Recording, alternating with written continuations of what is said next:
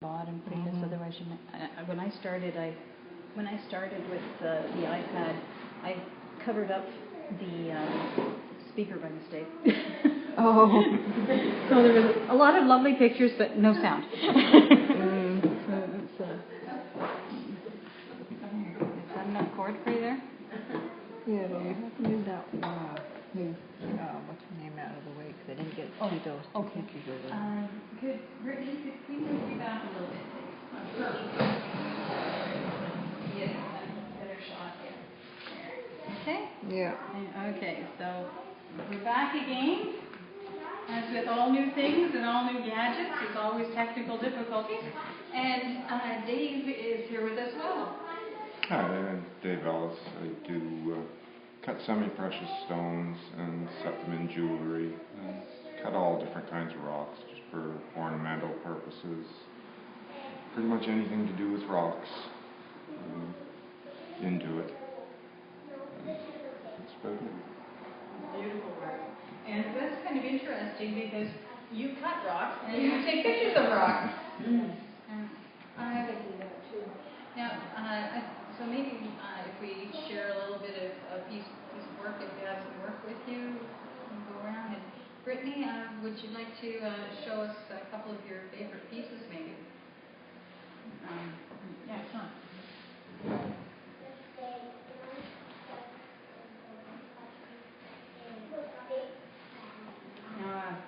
Some of these pictures were derived from some old-fashioned role-playing games. These ones where you pick what kind of way, style of fighting you do, and you just do that. And now this one I sort of drew off just really quickly, but I had to redo it a few days later. And what's that? Maybe turn it so everyone can see. And what do you call that? What's that one? Oh, the songstress. This is a songstress. What inspired that one? Because you don't often see in RPGs a person who can sing. Ah.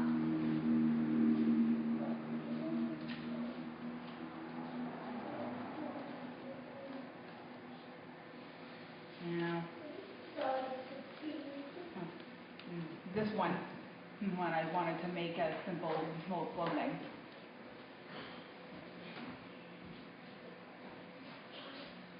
And so the title on this one is? The Cannoneer. Cannoneer. How did you arrive at that title? I figured people would never expect to see maybe a picture where it's based on a girl with a giant cannon. So something you'd like to put the unexpected in there, an element of surprise.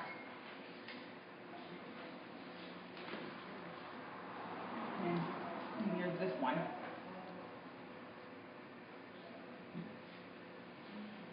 And this one is called? This one is my gladiator. Gladiator. Here, wanted a somewhat a few pictures where it depicts the olden day stereotypical barbaric teenage girl.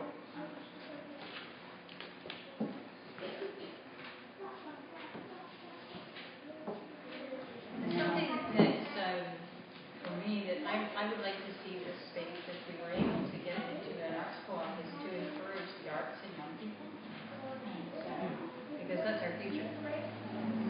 This one I wanted to try an outfit that was more softer. And this one is called? This one is my scholar. And one of the interesting features I added onto this person was sort of a interesting style of monocle. Sorry? What I added onto this character's face was a monocle. A monocle. What's a monocle? It's one of those one eyeglass pieces that most people wear. And why did you choose to put a monocle on the scholar? European knowledge books kind of fit. So symbolism is very important in your artwork. Sometimes, yeah. Other than that, either that or it just appears at random. And so one more. Now this one, when I wanted to make it look more serious, but also add a few cutesy tones to it, And this one is called? is my assassin. The Assassin. Now, one of the cuter tones I added to this is that the belt and the chest part of the outfit have hearts on it. Oh. So you wouldn't expect that in an assassin is to have hearts on it. You've got four something on your computer here. Oh, it's gone now. You want me to go on, or can we? Okay. And we'll maybe Walter and Peggy. Go. If you'd like to share some pieces. It's okay.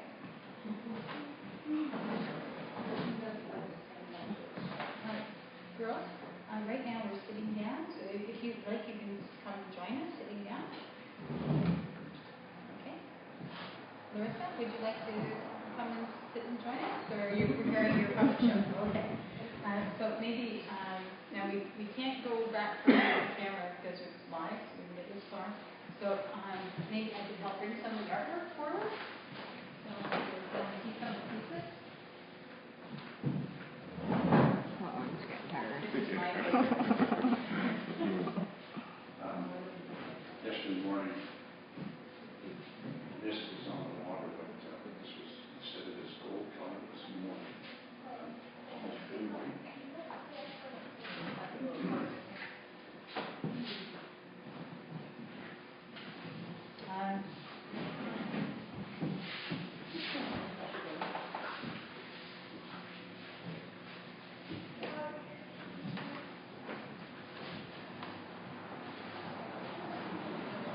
Tell us about your work. Well, as I said before, besides traditional scenics, we're, I guess, fascinated is probably the catchword, but with the elements of nature, like water, like rock. This is a slab of stone that we found on the East Coast, and I was taken by the various colors in it. People ask me if that's been enhanced in Photoshop, and it has not. That is the actual color of the rock. Just outside Lunenburg, there's an area called Blue Rocks, and it's actually an artist community and some summer cottages, and right at the end of the road there's a couple of tie-ups for fishing boats. And that's all there is. It's just kind of a dead-end road straight out from Lunenburg. At any rate, I have found some of the most incredible rocks there, and I haven't been able to find anybody that can tell me what kind of rock it is. But when it's photographed and then on the canvas, the canvas just gives a whole life of its own. It looks very three-dimensional, and I don't know how many times I've seen people try to put their finger under that. Of course, they can't. This one we call River Spirits. We had been up at Burley Falls and we're photographing the rushing water, etc., etc. And when we came home, I downloaded all the pictures, and then when I printed this, I got it up on the screen. All of a sudden, I saw three faces, and there's a big face right here. The eyes, the mouth. It's a very, very dominant face. Over here is more of a skull type shaped face. And then there's another one a little further down. And actually, there's an otter coming with water Yeah. too. So, you know, there's another artist that does incredible work, and he does sort of traditional landscape, more forest, but then in Photoshop, because he's an incredible artist, he'll draw animals in, and they blend into the foliage, etc. I'm not that good, but we find the same sort of thing in actual nature. So that's really what we do. This is more of an abstract thing that we've had really good success with. That particular piece is in a private collection in Lindsay. There's a couple other abstract pieces that have sold a couple of times through a gallery in Peterborough. So we've had some moderate success. There are a couple of abstract pieces that were definitely manipulated in Photoshop, and one was predominantly red, blue, white, and the other one was blue, yellow, and white, and a bit of green. It was the exact same image, but they were mirrored, and then I manipulated them. But the original photograph was a rock, and then I sell them as a two-piece item, and I call it fire and ice, because that just, again, two more of the elements that we look for. So that's the kind of thing that we do. It's fascinating, and when I see your photographs and I hear what you do, to me it makes me think of how a sculptor works with rock, and they see what's inside the rock and can bring that out, and you paint with light. Just very amazing. When I'm cutting rocks, I quite often get the same kind of thing. There'll be all kinds of images and pictures. It's amazing. It's absolutely amazing, some of the things you find. When we say we photograph rocks, people look at us like we have rocks in our hands. But then, when they see what we do with them, then they understand. I actually go down the same area where you, not exactly the same area, but I go down to the Annapolis Valley in Nova Scotia, because there's agates that come out of the ground. They were, from millions of years ago, volcanoes erupted there, and there's a particular type of silica that formed in those volcanoes. It eventually formed into very beautiful agates. And are these, you can just pick them up off the ground? You can pick them up on the beach. Most places you go, so the rocks that I cut are semi-precious stones. So they're worth money. They're not terribly valuable like diamonds or emeralds or anything like that, but they are worth money. So anybody that has them on their property is usually developing themselves. You can't just go into people's property and pick up these stones. But you can find them on the beach. They're usually on private property. But in Nova Scotia, these rocks are coming out of the sea or along the shoreline, and it's all public property. So it's one of the few places where the public can just go and pick these rocks up off the beach. And this is like on the Bay of Fundy, in that area? Yes. Like around Digby? A little further south? Actually, a little bit east of Digby. They start at about Digby, and they go over to Harsborough. That whole strip along the north shore of the Bay of Fundy. It was actually even a lot bigger than a volcano. The whole surface of the earth split open, and it did this 7 or 8 times, and just tremendous amounts of lava just gushed out and covered the whole ground of it.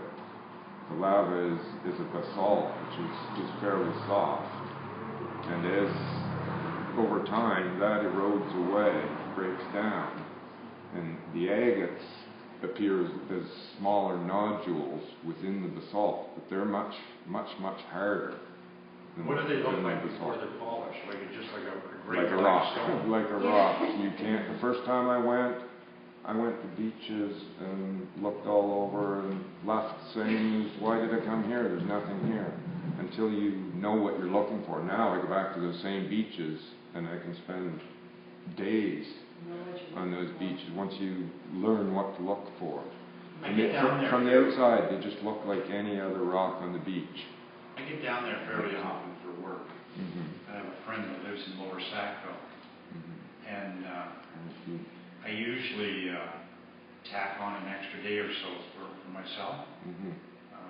You tell me where and show me what to look for, and I'll see if I can bring you back some.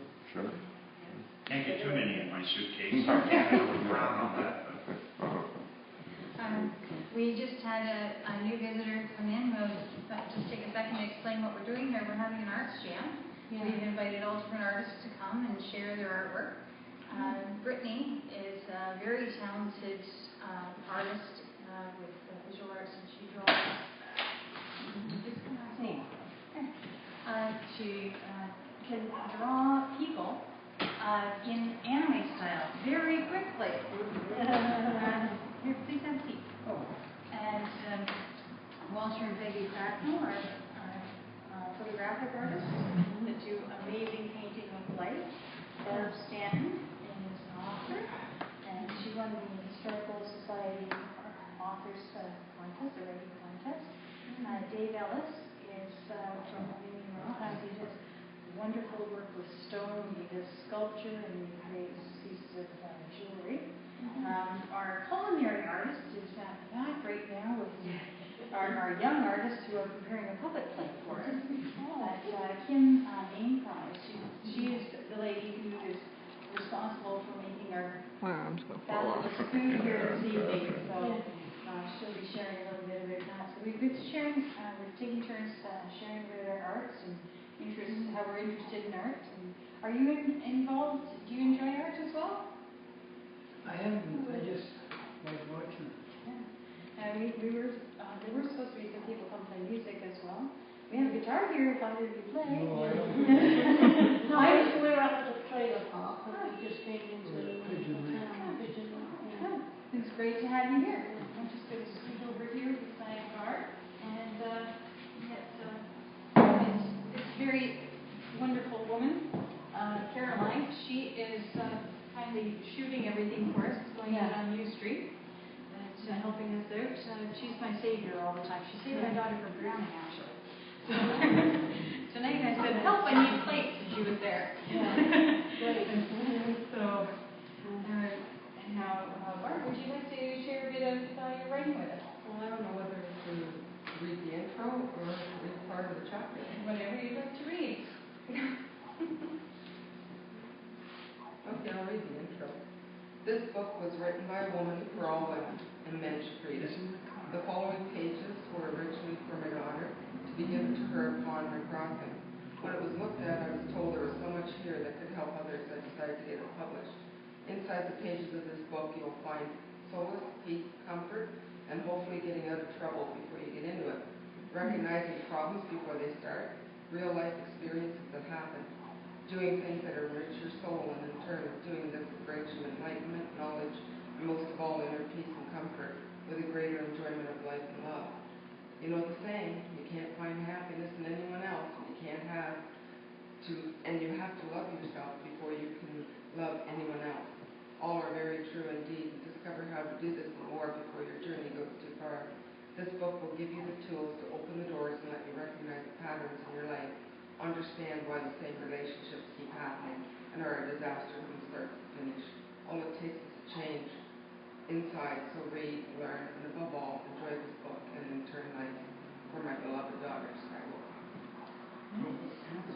Wonderful. And I really like how your introduction to the book really explained how you came about writing the book and publishing it. You have a blog site that you wrote on as well, and putting information there. What do you find most challenging about your writing? Most challenging? Being able to stop writing. Serious, I get lost when I start writing. And are there certain things that you find inspire you more in your writing, or trigger your writing? That things that happen, or times of day that you find it's more productive for you to write? Usually when I'm alone or at night, after I settle down 1 o'clock in the morning, I could write till 4 or 5 o'clock in the morning. Yeah, the early hours of the day. Or in the evening. If someone were an aspiring writer, what would you recommend to them? Follow your heart and write within your depth. What do you mean by writing within your depth? It's your instinct. It's like yourself is talking to you. So that's one way I can explain it. So writing what you know, not trying to write about something that's not really. Yeah, that ends up being more like research. Yeah.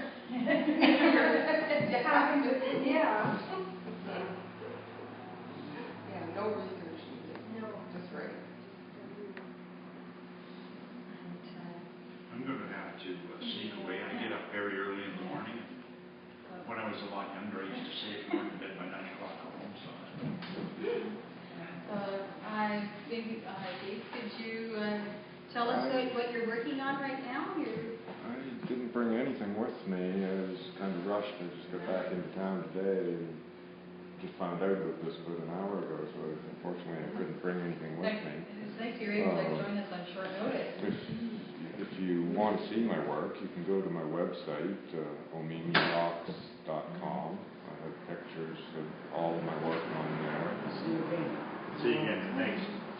Right now I'm working on a couple of bigger pieces, large bracelets. I work a lot with turquoise, and I'm doing a couple of large bracelets with a nice big turquoise stone in it. What do you find is most challenging in working with stone?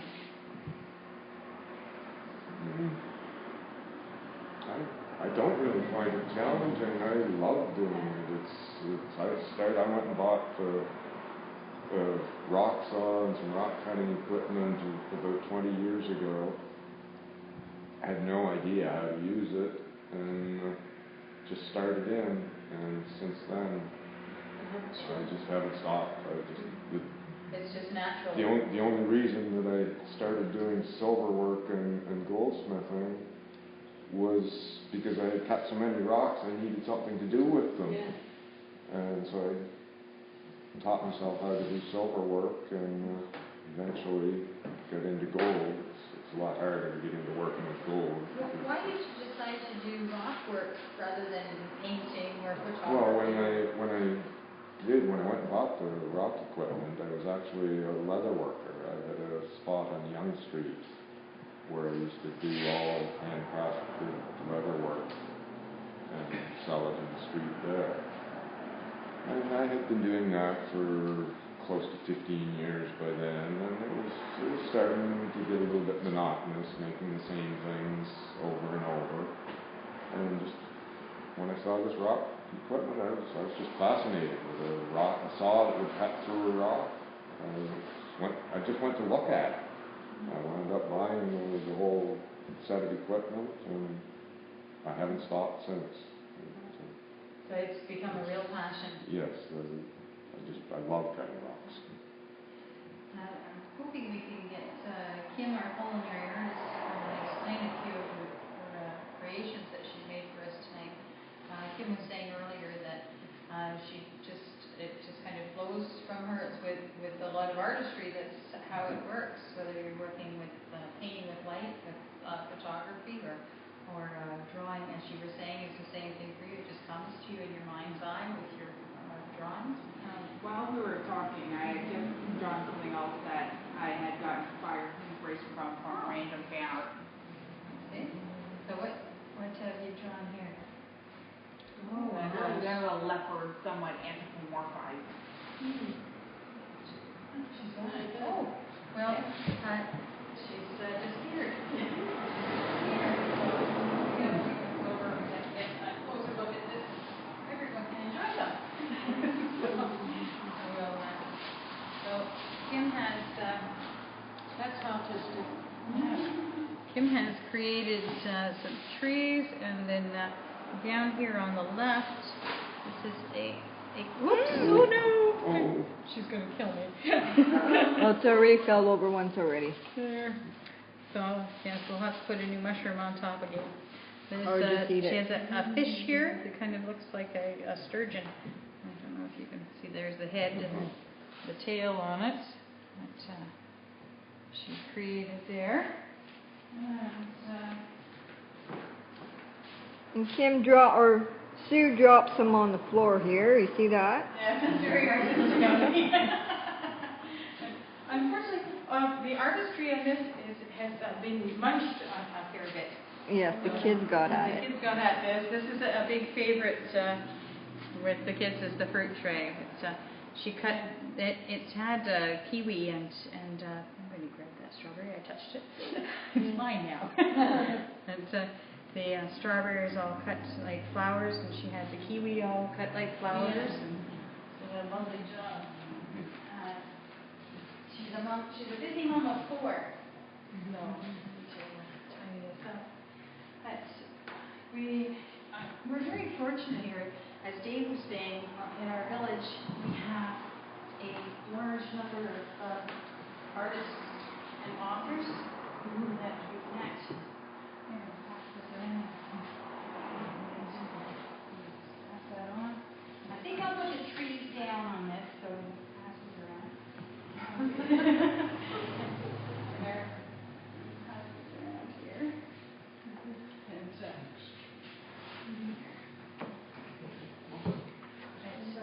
it's amazing the number. We have a lot of singers and songwriters.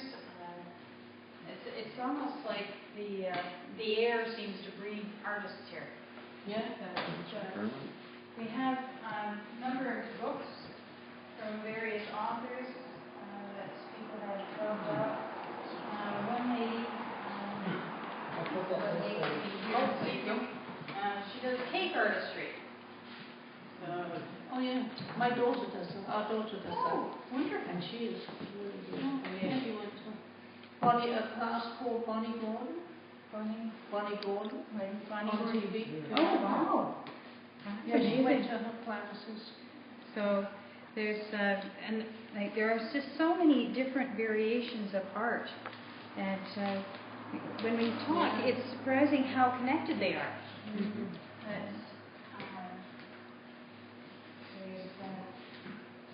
So we're hoping that perhaps.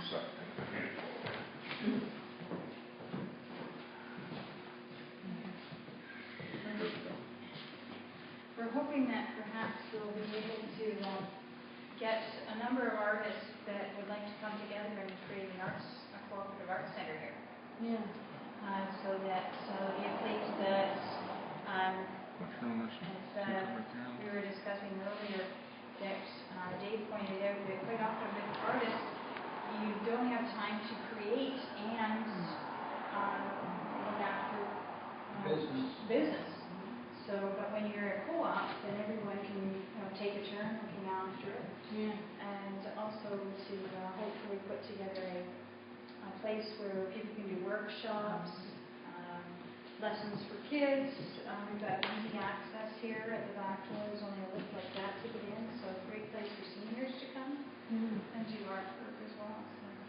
So we're hoping that, hello out there everyone, if you're an artist, it's a great space. Walter and Peggy just said the colors are perfect for display paintings. And so that we could all work together and make a wonderful place that people would be welcomed. We're thinking of calling it the Welcome Center. Yeah. People would be welcome. There'd be a place for a washroom, tourist information, which would bring in tourists. And then for local folks like us, we could have workshops going on, something for the kids, and some different ideas. So what do you think, Dave? Of the idea of doing Oh, it that? sounds like a wonderful idea. It's going to take a lot of work to put it together. It's hard to get 15 or 20 people all going in the same direction and work together. So it's going to take a lot of organization and a lot of work. But if you can, it would be a wonderful thing for sure. What do you think of the location here? Oh, you couldn't find a much better location. It's right on a major travel route. It's easily accessible. The building is wonderful. This room is perfect for our work. Nice high ceilings, the colors, the character of the building is. The building itself is a good building. Yeah. Good look, the location. Oh, we have an artist coming in. Good, you can take my place there, Daryl. And my arms have a rest. I'm just Hi. yourself, yeah. You haven't lost your job yet. Now, what do you think would be some of our biggest challenges if we're wanting to put this together?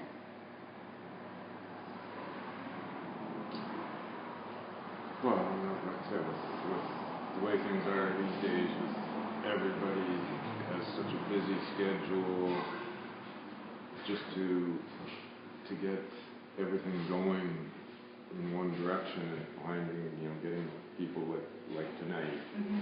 When you plan something like this, there's 15 Something's people, happened. there's 4 or 5 people that were going to be here tonight, that various things came up that they can't get here. That's always going to be the case. So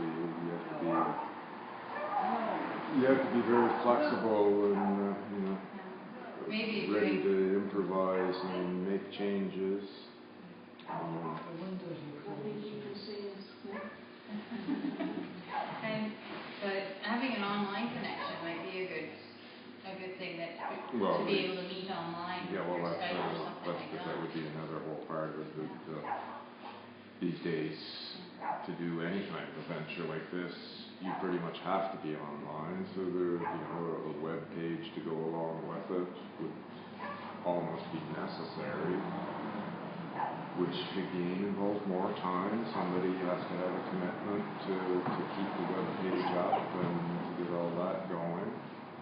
So there's a lot of challenges with that.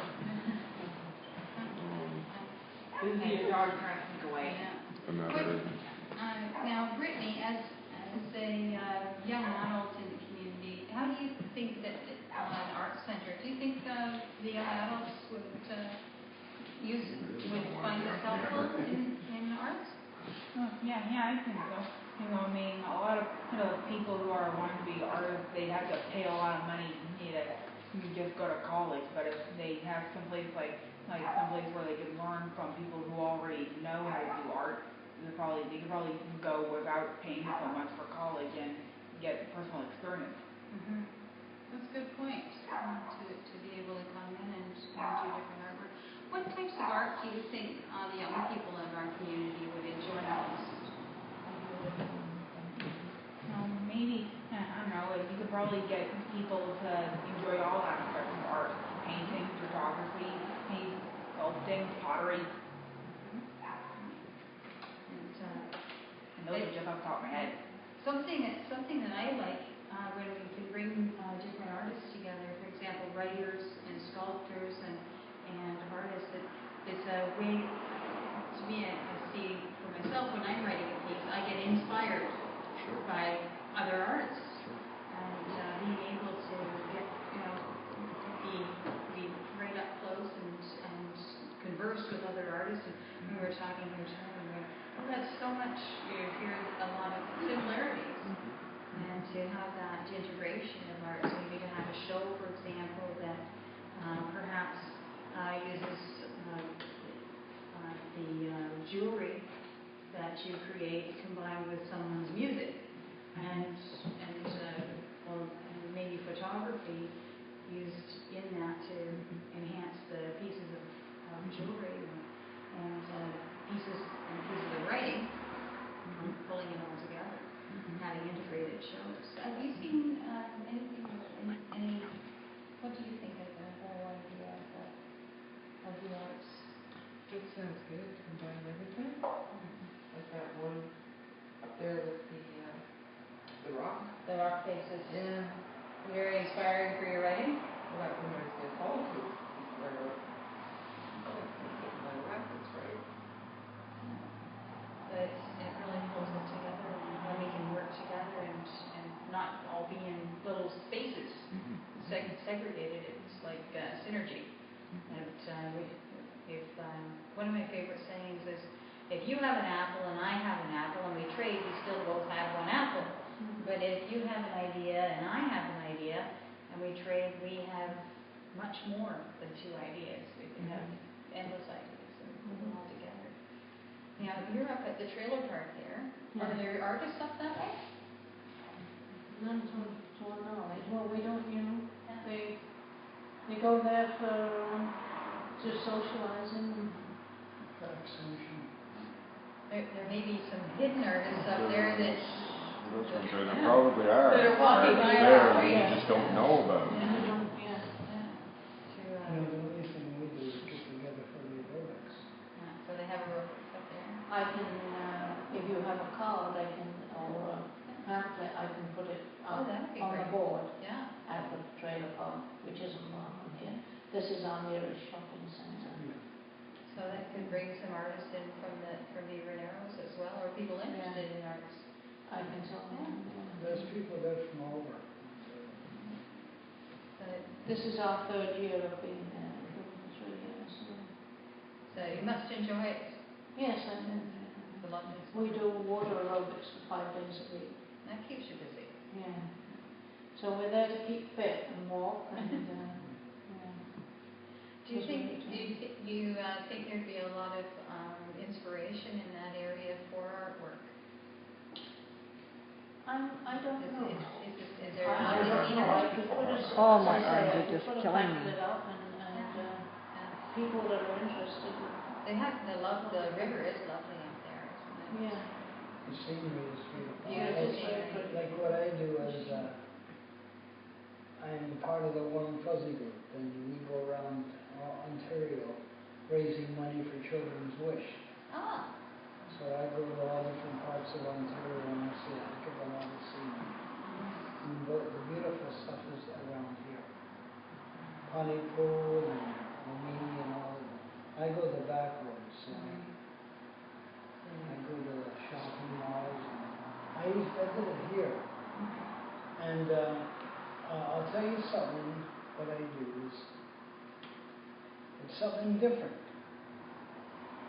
I was here about 4 months ago, and I had one little girl come to me. She touched my heart. She said, I'm sorry, I'm poor. So she opened her hand up, she had a dime and 5 pennies. And she said, is that enough to buy a fuzzy? I said, yes. I took it, and God, this was between us, nobody else in town. I went home and it laid on my heart what she said. So Monday morning went out and I got the newspapers and the deals on food, and I took so much money, and I spent that all on food, and I got in touch with somebody here from the food bank, and I gave it to them, and I says, don't say where it came from. So I'm just hoping that one little child got some of that food. But I go around and I'm not a minister, but I take testimonies. In the one place I was in Bowmanville, was in one of the shopping stores, Walmart. And I got talking to one of the guys, and he said he was taught by Mother Teresa. wow. Of course, she's gone now, but 6 years ago. And he says, what you do if you tell people what God has done for you. Now, I have things that happened to me, and I gave my testimony to people, and by doing that, that opens the door for them to tell you what had happened to them. So sharing individual experiences. Yeah. So that's the one thing I like about what I do. We raise a lot of money for Children's Wish. And I get a lot out of talking to people. And that's a very creative process, because it's coming as when you're finding the right words to say that inspire people. Yeah. Well, he's an extrovert and I'm an introvert. We're exact opposites. I've got a lot of testimonies and a lot of stories. So that's one of the things that my vision of an art center would be. There are a lot lot of children in our village are hurting. Would you agree with that, Brittany? There's a lot of kids that are having a tough time at home, some of them. I feel Omemee has Just about quite a any few. community. Yeah, just about every community has that. And to have, like, I have this tent I've stuck outside with some puppets in it, sidewalk chalk that they're doing sidewalk chalk drawing, and they come and use the puppets, and they use the tent as a puppet theater. And so It takes so little to inspire them and to encourage them. It doesn't take a lot. And It's not just kids in town in general. I mean, some kids at school, well, I've had my fair share encountering those kinds of kids at school that have problems. But I once had one kid in my culinary class. He was a complete slacker. He always interfered with other people, and he never listened to the teacher. And do you think that arts would help his life? I don't really think so. He had basically no work ethic. He was a slacker, and he was always late to class. In having a place that kids can go, like for example, here we have the Omemee Outreach supplies drinking water. So when people come in, they can have drinking water. They can use the washrooms. And Brittany is on her paper route quite often, and she comes in at the end of the day and she's, "Oh, I'm so glad to be able to have a drink of water." And we get a number of children that are coming in and dropping by, and offering them a place to be able to come in. Well, we go to the Omemee and they come while we're out here in the summer. And they have an outreach there Yes, on this Monday. is the Monday outreach group. Yeah. So you're involved with Yeah. that, yeah. And so We enjoy those meetings. We've been to Mondays. so if we could get a number of people together to create a place where people could come together and for the artists themselves to be able to have a place where they can show their work, do workshops, for the people of the community to be able to come in and share experiences and put some of that experience out in art and express that. And seniors that, one of the things we have a lot of seniors in our village, but they all are kind of individual in their homes, kind of a lonely existence. But to have a place where you can come together and whether it's sitting and crocheting or painting a picture or and having the ability to enjoy other people's artwork. But I think it could be a really viable thing for our community. Does anybody know of any types of grants that might be available? I was just going to ask you that question. That I know there are all kinds of government grants and promotions to help with things like this. If you can present it to them in the right way, there definitely is funding available for things like this. But particularly in small towns like Omemee, they love to see people take initiatives like this, and they will put money behind you. Definitely, I think we've got a lot of potential here, and a lot of like-minded people in the community. There are some people that weren't able to be here tonight, but they said yes, this is something that's I think that could be a big help to all the artists and the community as a whole, as well as tourists popping by. They want to find out some information about what's happening and what's available, and that brings them in to see the artwork. One obstacle that you will have here that I've noticed through my years living in Omemee, that I've seen a number of businesses come and go since I've been here. It's a challenge to get people to stop. On the highway through here, there isn't. What we need is a great big sign that says washroom. You need something. You need something to stop them in their tracks and get them in Big there. washroom sign. Omemee is kind of Yeah, free water and washroom. That might get everybody to stop. Free water and washrooms. So Omemee is kind of in the middle here between Peterborough and Lindsay, and a lot of people are just on their way through. They have no intention of stopping. So you've got to find something to stop them. I do know that in the mornings, Mr. Convenience is busy with people going either way, stopping to get coffee. They'll stop in there to get the coffee on the way down. Now, earlier this week, we had a young man in here. He has a farm market, and he brought in his produce. And that brought a number of people in. We had a bushel basket outside the door with his rhubarb in it, and there was a sign that said bunnies for sale, and he sold 4 rabbits, and he sold a lot of his produce as well. So, but to have a sign, I think, that sticks out You've would got, be helpful. you've got to have something that really stands out. And that people would see it coming by. Information, washrooms, water.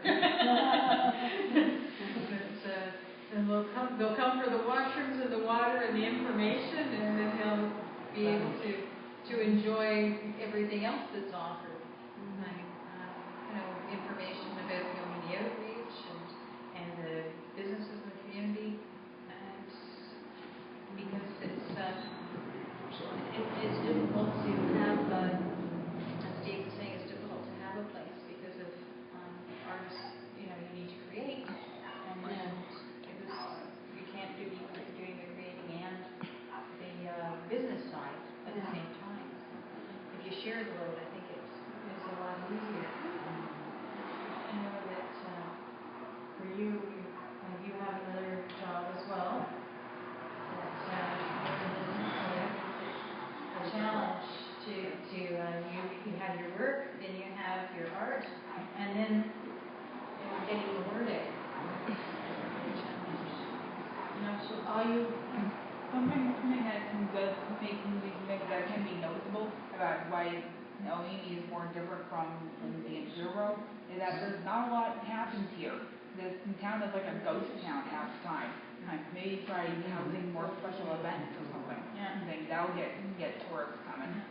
So we make a habit of having special events every month, and like we had the Pioneer Days last week, and now we've got the Family Fishing Days, which this is a bit of a part of that, is the Arts Jam. And then next month we have bass fishing tournament. September, the end of September is Culture Days. So we have something that's ongoing, and people look forward to something every month. And it's all going to be in here. Well, this is, if we get the rental of the building, we get the people together, if someone else doesn't rent it first. Yeah. So it's a matter of getting the people together and putting together the business plan. So what is it going to be called? Well, Walter and Peggy Cracknell, the photographers, they kind of like the idea of calling it the Welcome Center. That sounds good. Yeah. And to call it the Welcome Center rather than an art center, a welcome center. Sue's Welcome Center. Sue's Welcome Center. Put my name on it. It's a welcome center where people are welcomed, and I've given away a number of bikes here. Yeah. I think there's a lot of people that need help here, from what I've seen in the church. Like we come from Lindsay, and we go to St. Paul's and Anglican Church when we're there. And we've been going to this one, and that's how we got in touch with the outreach. And we've been helping out, with ice cream and food, and being involved that way. I was talking to Butternut Clothards, for example. A number of businesses donated items for free help. And I was talking to a lady from Butternut Clothart, and I said, well, it is kind of handy to have a second place that's open longer hours. Yeah. So even for local businesses, there's a representation of their business, a few little things from like the the artwork for Butternut Folk Art. A few things from the computer store, that there's a representation there and it's open later hours. So that someone coming by, you don't have to have your store open, the longer hours. I've had people that have popped in and they said, well, there was a young woman here earlier. There's an item on the free draw from Carol's Hairstyle. And she said, oh, I've been looking for this all over. Can I buy this? And I said, well, I only have the one that's on the free draw. And she said, well, see if you can get one for me. And she said, I'm not able to get in there when they're open. She said, see if you can get one for me and have it here and I'll buy it. So in that way, it could help the businesses as well that are in the village, that there's an extra little outlet for their, some of their products, and people can see them and go, oh yes, I'd like to get this, that, and the other thing. So that it's different hours, because I've been saying that we open here from 11 in the morning until 11 at night. So it's open a little bit later that way. I don't mean to sound blunt or anything, but They were wrapping up. How about 10 minutes left? What time are we at there? It's almost 10 to 9. 10 to 9. So I think we've had a pretty good So if chat. you don't stop soon, Caroline's arms are Your going to fall off. Yeah, my arm. Poor Caroline. I don't know how you do it. She's been a human tripod here, and we really appreciate all Caroline's help. She is invaluable rescuer, works behind the scenes tirelessly. She's been a great inspiration putting together a lot of the activities on Family Fishing Week. My great brainstormer here is coming up with ideas and things to do. So we're going to sign off from here at the Omemee Arts Jam. And we have Brittany. And we'll say any last words there, Brittany? Just hi. And if people would like to purchase some of your drawings, will you have some here on display? Will you be putting some here on display, perhaps, if people would like to purchase some of your artwork? Well, I could dummy up some pictures and then bring them to you next Tuesday. Cool. And Barb Stanton, anything you'd like to say before you go there? I hope to get my book published and get signing table. And you can check it online. We'll put links to everyone here as well. And I'm Suzanne Scholler, and I put out the Omemee Pigeon online. So I'll see you on, if you search for Omemee, on the Omemee Pigeon. Love connecting everyone. And you work with the Warm Fuzzies. So if you have a link, we'll link to you as well. And Dave? As I said, you can see my work on omemeerocks.com, and once this gets going, we'll probably put some of my work in here. Thank you very much for joining us, and we'll be putting this up to YouTube as well. So we're signing off here, and take in there. We're going to have a bite to eat while everyone else